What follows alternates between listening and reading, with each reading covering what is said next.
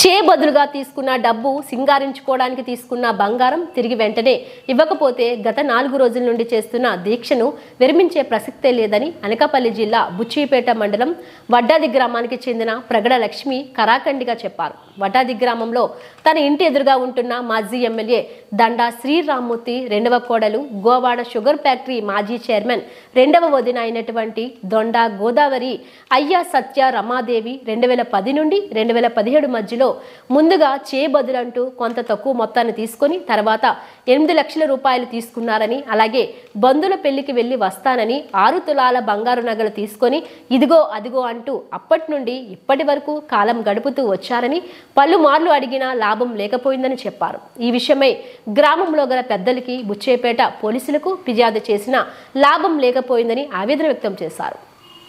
మంత్రి గారి చంద్రబాబు నాయుడు గారికి, మన పవన్ కళ్యాణ్ గారికి, అనిత మేడం గారికి నమస్కారం చేసుకొని వీడియో ముందు మాట్లాడుతున్నానండి. నేను నా బంగారం డబ్బులు నాకు వచ్చేలా చూడండి సార్.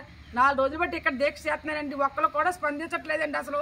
మరి ఆడవాళ్ళు అంటే మీకు న్యాయం అని చెప్పారు కదండి పవన్ కళ్యాణ్ గారు, అనిత మేడం గారు. తప్పకుండా మీరు స్పందించాలని, నాకు న్యాయం చేయాలని, లేకపోతే ఇక్కడే ఆత్మహత్య చచ్చిపోతానని కూడా చెప్తున్నానండి.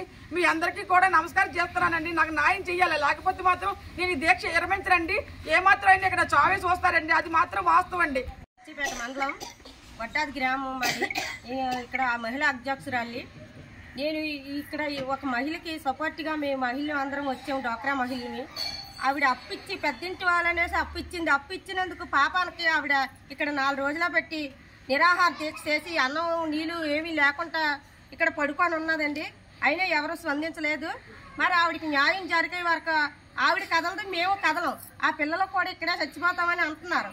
మరి దానికి ఏం న్యాయం చేస్తారో మీరే అందరూ కలిపి చెయ్యాలి.